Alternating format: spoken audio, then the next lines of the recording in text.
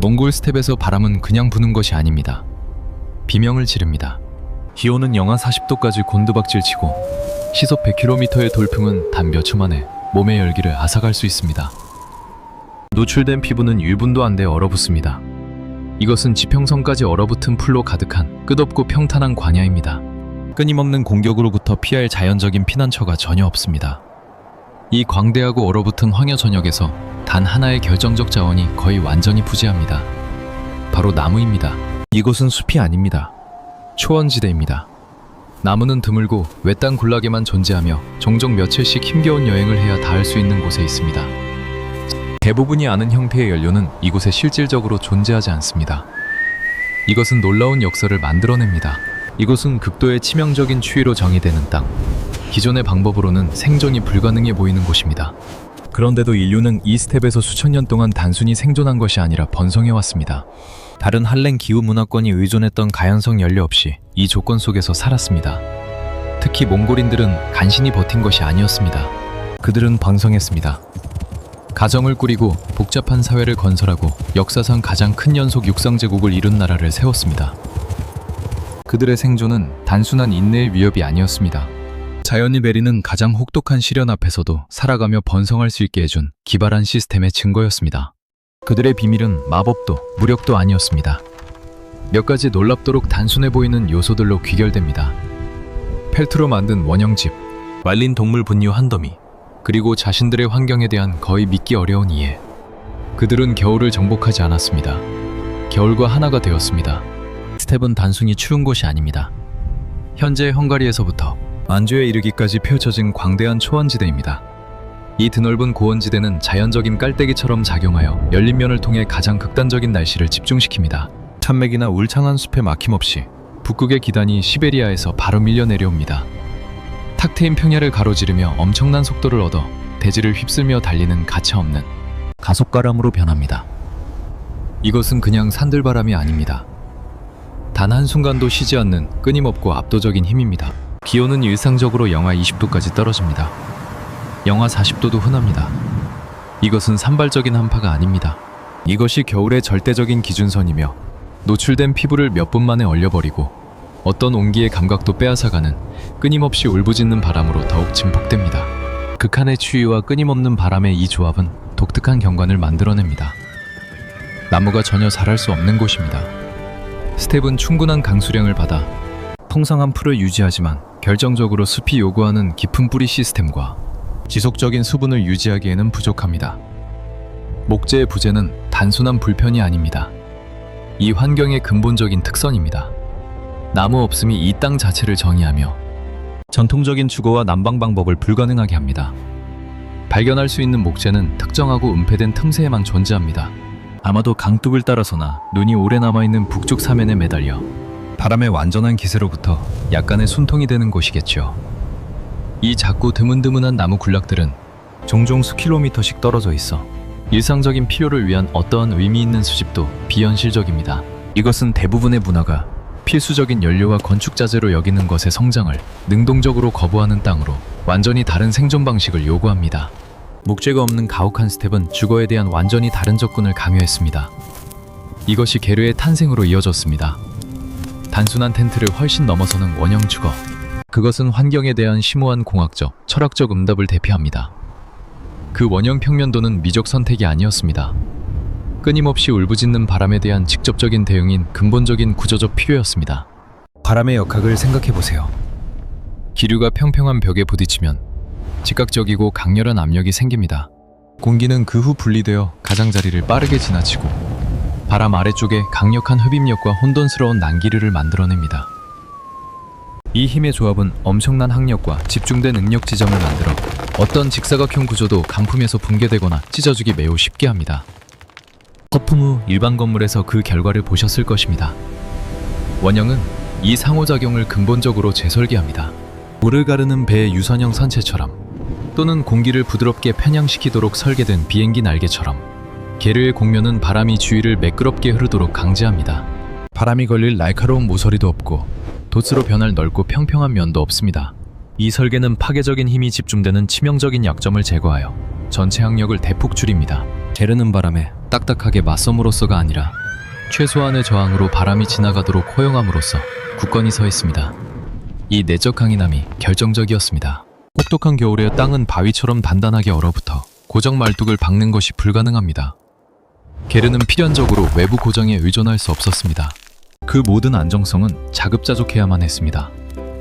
내부 공학의 증거입니다. 핵심적으로 게르는 자립구조의 걸작입니다. 벽은 유연하고 접을 수 있는 목재 격자 구조로 카나카나라고 알려져 있습니다. 이 구간들이 확장되어 주거의 넓고 안정적인 기초를 형성합니다. 이 격자 상단에 수많은 지붕 기둥인 우니우니가 삽입됩니다. 이 우니들은 위쪽으로 기울어지며 수렴하여 무거운 중앙 꼭지점 린인 투노투노에 정확히 맞아 들어갑니다. 투노를 향해 밀어올리는 지붕 기둥들의 결합 압축력이 카나벽의 바깥쪽 장력과 균형을 이루며 견고하고 상호 연결된 돔을 만들어냅니다. 모든 구성 요소가 조화롭게 작동하여 가장 얼어붙은 지형에서도 외부 고정 없이 가장 맹렬한 강풍에도 굳건히 서 있는 탄력 있고 우아한 구조를 형성합니다. 게르의 원형 설계는 바람을 기막히게 처리하여 그 힘을 편향시킵니다. 하지만 구조적 강도만으로는 따뜻함을 유지할 수 없습니다. 스텝의 겨울을 살아내려면 탁월한 열단열이 필요하며 몽골인들은 놀랍도록 단순한 재료에서 이것을 발견했습니다. 그 재료는 펠트입니다. 구체적으로 시르닥 시럭으로 알려진 촘촘하게 압착된 양털이 게르의 핵심열 차단막을 형성합니다. 이것은 시실과 날실이 교차하며 작은 틈을 남기는 배트로 짠 직물이 아닙니다. 현대 단열재, 예를 들면 여러분 집 벽 속의 것도 동일한 근본 원리에 의존합니다. 뜨개질 스웨터도 어느 정도 온기를 주지만 실 사이의 작은 공간들은 여전히 공기가 통하게 해 체온을 빼앗아갑니다. 그러나 펠트는 압착되고 얽힌 양모 섬유의 단단하고 불투과성의 매트입니다. 열린 틈도 공기가 빠져나가거나 추위가 침투하는 쉬운 통로도 없습니다. 대신 이 촘촘한 구조는 섬유 사이에 수많은 미시적 공기 포켓을 가둬둡니다. 이 갇힌 공기가 무거운 작업을 합니다. 정지된 공기는 열의 불량도체입니다. 공기를 포로로 잡아둠으로써 펠트는 정적인 장벽을 만들어냅니다. 체온이 바깥쪽으로 발산되는 것을 막고 물어뜯는 추위가 안쪽으로 침투하는 것을 차단합니다. 이것은 얇은 층이 아닙니다. 게르는 이 시르다 펠트에 두껍고 겹치는 두세 층으로 덮여 있습니다. 외부천 덮개가 이 층들을 덮어 끊임없는 바람과 결정적으로는 습기에 대한 중요한 보호를 제공합니다. 젖은 단열재는 금세 쓸모없게 됩니다. 결과는 거의 불가능해 보이는 온도 차이입니다. 바깥은 영하 30도까지 곤두박질 칩니다. 게르 내부에서는 오진 양모, 그 놀라운 기하, 그리고 작은 열원만으로 공기는 쾌적한 15-20도 섭씨를 유지합니다. 그것은 가혹한 스텝, 한겨울의 심장부에서 밤낮으로 유지되는 50도의 차이입니다. 펠트로 상당한 온도 차이를 달성하는 것은 인상적입니다. 하지만 사람들이 숨쉬고 요리하는 생활 공간에서 그 온기를 유지하는 것은 완전히 다른 고막적 도전을 제기합니다. 게르는 맨 위의 원형 계구부인 트노로 이를 해결합니다. 이것은 그냥 단순한 구멍이 아닙니다. 굴뚝으로, 자연광을 위한 창으로, 그리고 전체 구조의 핵심 압력 해방 지점으로 기능합니다. 밀폐된 공간에서 인간의 호흡만으로도 매일 수리터의 수증기가 방출됩니다. 요리를 더하면 공기는 습기로 무거워집니다. 극도의 추위 속에서 이 습기는 내부 표면에, 그리고 결정적으로 펠트 단열재 자체 속으로 빠르게 연결됩니다. 여기서 투노의 천재성이 분명해집니다. 습기는 단순히 불쾌한 것이 아닙니다. 펠트의 공기 포집 능력을 능동적으로 약화시킵니다. 젖은 양모는 단열재가 아니라 도체가 됩니다. 추위를 전달하여 실제 공기 온도보다 게르를 훨씬 더 춥게 느끼게 만듭니다. 투노가 이를 방지합니다. 지속적이고 부드러운 공기 순환을 만들어냅니다. 뜨겁고 습한 공기는 더 가볍기 때문에 자연스럽게 상승하여 투노를 통해 빠져나갑니다. 이 약간의 배출이 게르 하부 가장자리에서 더 신선하고 건조한 공기를 끌어들이며 종종 바닥 주변이나 문을 통해 스며들어 옵니다. 이 지속적이고 미묘한 교환이 내부 환경을 놀랍도록 건조하게 유지합니다. 내부 건조함 유지는 펠트 자체만큼이나 중요합니다. 단열이 효과적으로 유지되도록 하고 힘들게 얻은 온기를 보존하며 게르를 스텝의 혹독한 겨울로부터 진정으로 편안하고 건강한 피난처로 만들어줍니다. 게르 내부의 그 결정적인 건조함과 온기를 유지하려면 특정 종류의 연료가 필요했습니다. 그리고 여기서 몽골인들은 많은 현대인의 감각을 움츠러들게 할 자원을 받아들였습니다. 바로 말린 동물 분유입니다. 잠시 생각해보세요. 우리에게 난방을 위해 동물 폐기물을 태운다는 생각은 극심한 빈곤의 이미지를, 모든 것이 실패했을 때의 마지막 수단을 떠올리게 합니다. 비위생적이고 비효율적이며 심지어 절망적으로 느껴집니다. 하지만 광대하고 나무 없는 스텝을 유랑하는 몽골인들에게 아르가르는 나무의 대체품이 아니었습니다. 실제로 그것은 그들의 주요 연료였으며 결정적으로 더 우수했습니다. 이것은 단순히 부족함에서 비롯된 실용적인 선택이 아니었습니다. 펠트 단열, 계류 안에서의 겨울 생존의 고유한 요구에 완벽하게 맞는 전략적 선택이었습니다. 스텝에는 숲도 벌목할 목재도 없었습니다. 그런데도 연료는 어디에나 있었습니다. 아르갈은 바람과 태양에 의해 자연스럽게 건조되어 목초지 전역에 풍부하게 흩어져 있었습니다. 종종 가축대가 모여드는 소원지 근처에 편리하게 쌓여있기도 했습니다. 동물들 자체가 효율적인 생물학적 변환기로 작용했습니다. 스텝에 풍부하고 질긴 풀을 먹고 조밀하고 균일한 연료 덩어리로 변환시켰습니다. 이 과정은 나무를 자르고 쪼개고 건조시키는 인간의 노동의 필요성을 없앴습니다. 이동하는 문화에게는 불가능했을 작업들입니다. 대신 준비된 포장 에너지원이 그들의 경관 전역에 그냥 놓여 있었습니다. 수거를 기다리며 유목 시스템에 완전히 통합되어 있었습니다. 난방을 위해 나무를 데우면 활활 타는 열린 불꽃을 얻습니다. 뜨겁고 빠르게 연소되어 빠르고 강렬한 폭발로 에너지를 방출합니다. 이는 밀폐된 공간 내부에 급격하고 불편한 온도 급등을 만들어냅니다.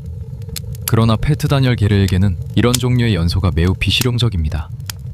잠시 숨막히고 압도적인 열기를 경험하고 불꽃이 꺼지면서 빠르고 오싹한 냉각이 옵니다.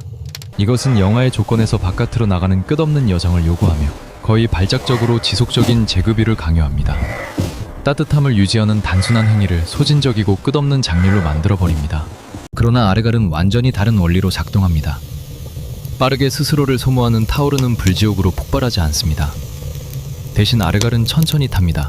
저장된 에너지를 천천히 일정하고 낮은 온도의 복사열로 방출합니다. 격렬한 불꽃을 유지하거나 온도 변동을 쫓는 투쟁이 아닙니다. 번거로움 없이 몇 시간이고 온기를 발산하는 꾸준하고 부드러운 빛입니다. 한 번의 아르갈 적재는 밤새 타며 안정적인 편안함을 제공하고 중단 없는 수면을 가능하게 하는 경우가 많았습니다. 혹독한 겨울 조건에서 결정적인 이점입니다. 이 모든 것이 어떤 관리도 없이 이루어집니다. 동물 분뇨를 태우는 것은 많은 사람에게 즉각적으로 불쾌한 냄새와 비위생적인 조건의 이미지를 떠올리게 합니다. 하지만 결정적인 한 단계가 여기서 모든 것을 바꿉니다. 아르갈은 가혹한 스텝의 태양 아래 종종 몇 주 또는 몇 달 동안 철저히 건조됩니다. 건조되면서 불쾌한 냄새를 유발하는 휘발성 화합물들이 단순히 공기 중으로 증발합니다. 남는 것은 촘촘하고 섬유질인 연료입니다. 이 재료가 탈 때 놀랍도록 중성적이고 거의 무취에 가까운 연기를 만들어냅니다. 게르 내부에 지독한 악취나 불쾌감이 없습니다. 오직 생명을 유지하는 조용하고 일정한 온기만이 있습니다. 아르갈의 효율성은 연소 방식을 넘어섰습니다. 이동하는 문화에 대해 있어 그 순수한 실용성에 관한 것이기도 했습니다. 대안을 생각해 보세요. 나무입니다. 가축대와 함께 이동하는 유목민에게 나무는 거의 극복할 수 없는 물류 문제를 제기합니다. 나무는 땅에 고정되어 있습니다. 한 겨울 전체를 위한 충분한 목재를 모으는 것은 숲 근처에 정착하기 위해 이동성을 포기하거나 모든 2주마다 수백 킬로미터에 걸쳐 무겁고 부피 큰 통나무를 운반하는 것을 의미합니다. 그것은 이동하는 문명에게 구조적으로 불가능합니다. 아르갈은 선명한 대조로 정확한 해결책을 제공했습니다. 태양과 바람에 의해 충분히 건조되면 놀랍도록 가벼워졌습니다. 각 덩어리는 자연적으로 편리하고 쌓기 쉬운 모양으로 형성되었습니다. 쉽게 모아서 쌓고 운반할 수 있어 이동하는 문명에게 이상적인 연료가 되었습니다. 수집 자체는 일상에 깊이 통합된 부분이었습니다.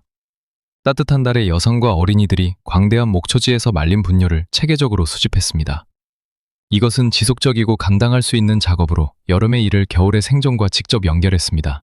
수집된 덩어리들은 그 후 게르 바로 바깥에 단정하고 종종 원부형인 더미로 쌓였습니다. 야영지를 이동할 때가 되면 이 더미들을 수레에 싣거나 짐을 나르는 짐승에 묶었습니다. 웰료는 그들과 함께 이동했습니다. 그들을 한 곳에 묶어두지 않는 재생 가능한 자원이었습니다. 이것이 마지막이자 결정적인 이점으로 이어집니다. 고유한 지속 가능성입니다. 가축대 때 자체가 주요 연료 생산자였습니다. 풀을 뜯으면서 다음 계절의 온기를 지속적으로 생산했습니다. 이것은 고갈될 자원이 아니었습니다. 그들의 전체 유목 생태계의 일체적이고 자가 갱신되는 부분이었습니다. 아르갈을 효율적으로 수집하는 것은 유목 생존의 한 결정적인 문제를 해결했지만 다음으로 중요한 결정은 실제로 어디에 겨울 야영지를 세울 것인가였습니다. 몽골 야영지 배치는 결코 우연의 문제가 아니었습니다. 대신 땅의 미묘한 뉘앙스를 생명을 구하는 이점으로 직접 전환하는 깊이 정교한 전략을 대표했습니다. 그들은 미기후에 대한 타고난 이해를 갖고 있었으며 고도나 지형의 아주 작은 변화조차 온도와 바람 노출에 상당한 차이를 만들어냄을 인식했습니다. 예를 들어 얕은 웅덩이는 냉기를 주거해서 미묘하게 멀리 유도할 수 있고 낮게 구부러진 능선은 귀중한 상대적 고요함의 포켓을 만들 수 있었습니다. 이 숙달은 정밀한 바람 관리에서 가장 두드러졌습니다. 남쪽을 향한 경사면을 상상해보세요. 그것은 자연적인 태양열 지별판이 되어 약한 겨울의 빛을 모으고 게르 아래 땅을 부드럽게 데웁니다. 동시에 그 경사면 바로 위에 위치한 능선은 물리적 장벽으로 작용하여 가장 거칠고 울부짖는 바람을 야영지 위로 편향시킵니다. 이 조합이 놀랍도록 온화하고 아늑한 지역을 만들었습니다. 이처럼 신중하게 선택된 겨울 야영지는 오우루로 알려졌습니다. 종종 상강한 암석로도 근처에 자리 잡았는데 이것은 더욱 직접적인 바람 보호를 제공하고 낮 동안 일부 수동적인 열을 흡수하여 발산할 수 있었습니다. 이것은 책에서 배운 이론적 지식이 아니었습니다. 세대를 통해 전해 내려온 수세기에 축적된 지혜였습니다. 가족들은 해마다 때로는 세대에 걸쳐 같은 오우루로 돌아왔습니다. 이 특정한 장소들이 가혹한 스텝 겨울을 이겨낼 절대적으로 최선의 생존 기회를 제공했기 때문입니다. 신중한 배치가 스텝의 분노에 대한 초기 방어를 제공했지만 몽골인들은 생존 시스템의 또 다른 살아있는 보호층을 통합했습니다. 바로 그들의 가축입니다. 가축대는 단순한 식량 그 이상이었습니다. 우유 펠트를 위한 양탈, 여유를 위한 분유를 제공했으며 광대한 거리를 이동하는 주요 교통수단이었습니다. 눈보라가 몰아칠 때 동물들은 단순히 근처에 두지 않았습니다. 게르를 에워싸도록 의도적으로 배치했습니다. 그들의 촘촘한 몸이 살아있는 벽을 형성하여 노출된 펠트를 갈기갈기 찢어놓을 시속 100km의 바람의 초기 충격을 흡수했습니다. 이 외부 방어층은 어떤 지형적 특징만큼이나 결정적이었습니다. 하지만 가축대는 물리적 장벽 이상을 제공했습니다. 빽빽하게 무리지은 양 1000마리를 상상해보세요. 이 집합적인 온기는 독특한 미기후를 만들기에 충분했으며 그들이 형성하는 보호원 안의 주변 온도를 측정 가능하게 높였습니다. 미묘한 효과가 아니었습니다. 그렇게 많은 동물들의 순수한 생물학적 산출량이 상당한 열 출력을 만들어내어 물어뜯는 추위에 맞서 눈에 띄는 차이를 만들었습니다. 이것은 우연한 이점이 아니었습니다. 사용 가능한 모든 자원의 의식적이고 체계적인 통합이었습니다. 동물들은 착취될 별개의 존재가 아니었습니다. 그들은 전체 생존 메커니즘의 능동적이고 살아있는 구성 요소들이었으며 각자 혹독하고 가혹한 땅에서 다수의 결정적인 역할을 담당했습니다. 몽골인들은 게르와 동일한 열 원리를 사용하여 개인 장비에도 통합된 생존 접근법을 확장했습니다. 게르의 펠트처럼 그들의 의복은 온기를 위한 공기를 가두어 이동 가능한 개인적인 미기후를 만들었습니다. 원리는 간단했습니다. 단열을 위한 정지 공기, 노출된 피부의 모든 인치를 덮도록 설계된 여러 소재층이 숨쉬는 단열 시스템이 되었습니다. 중심 의복은 델딜, 길고 감싸는 가운이었습니다. 단단히 감아서 허리띠로 고정하면 직물이 압축되어 결정적인 공기 포켓을 만들었습니다. 양가죽이나 모피안감으로 강화된 이 공기층들이 대를 고도로 효율적인 열 차단막으로 변환시켰습니다. 개인적인 온기의 방, 모든 복장 요소가 정확한 열전 목적을 갖고 있었습니다. 소매는 손 너머로 뻗었습니다. 대를 긴 밑단은 무릎 아래로 내려와 다리를 보호했습니다. 높고 단열된 부츠가 발을 보호했습니다. 모피가 안에된 모자가 머리, 목, 귀를 완전히 덮어 취약한 부분을 봉했습니다. 이 시스템은 열을 생성하지 않았습니다. 몸의 자연적인 온기가 빠져나가는 것을 막았습니다. 인체는 끊임없이 열을 생성합니다. 의복의 천재성은 그 열을 포착하고 보유하여 안정적이고 따뜻한 구역을 만드는 데 있었습니다. 이 기발한 설계는 몽골인들이 극도로 낮은 기온에서도 장기간 야외에서 활동할 수 있게 해주었습니다. 인간적 규모에서 적용된 혹독한 환경을 관리 가능하게 만드는 열 역학에 대한 그들의 깊은 이해의 증거였습니다. 이 모든 물리적 적응들, 게르의 정교한 설계부터 다층 의복에 이르기까지 은 생존 방정식의 절반에 불과했습니다. 나머지 절반은 깊이 뿌리내린 성견지명의 문화였습니다. 스텝에서의 삶은 겨울의 도래에 반응하는 것이 아니었습니다. 종종 계절들 전부터 계획을 요구했습니다. 모든 여름날과 모든 가을 결정이 다가오는 눈보라를 누가 살아남을지에 직접적으로 영향을 미쳤습니다. 이 실용적인 교육은 일찍 시작되었습니다. 아마도 장렬하는 7월 햇빛 속에서 말린 분유를 부지런히 수집하는 8살 아이를 생각해보세요. 그 아이는 단순히 잡일을 하는 것이 아니었습니다. 그 아이는 절대적인 확신으로 이해하고 있었습니다. 아르갈 한 덩어리 한 덩어리가 게르의 온기이자 요리를 위한 연료이자 결국 바람이 영하 40도에서 울부짖을 때 생명 그 자체임을, 이것은 책에서 가르친 것이 아닌 살아서 체득한 교육이었습니다. 그런 혹독한 환경은 극도의 자원 활용 능력을 키웠습니다. 낭비는 없었습니다. 부서진 도구를 버리지 않았습니다. 수리하고 다른 용도로 재활용하거나 그 부품들을 건졌습니다. 다른 펠트는 패치가 되었다가 신발 단열재가 되었다가 마침내 부싯불 재료가 되었습니다. 이 삶은 또한 강력한 공동체 의식을 단련했습니다. 생존은 드물게 개인적인 노력이었습니다. 공유된 노동, 세대의 집합적인 지혜, 그리고 생명 자원의 공동 출자에 의존했습니다. 눈보라가 닥쳐 게르를 찢거나 가축대를 흩어놓을 때 반응은 개인적인 공황이 아니었습니다. 즉각적인 상호 원조였습니다. 이웃이 확대 가족이 되었고 그들의 집합적인 노력이 모든 사람이 살아남도록 보장하는 결정적인 형태의 인프라였습니다. 이것은 자선이 아니었습니다. 자기 보존이었습니다.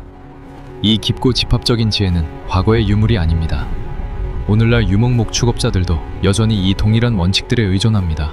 그들의 게르, 아르갈불, 계절적 이동, 이것들은 역사적 재현이 아닙니다. 생존에 필수적인 살아있는 관행들입니다.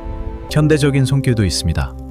전화를 충전하는 태양광 패널, 게르 안에 제조된 난로.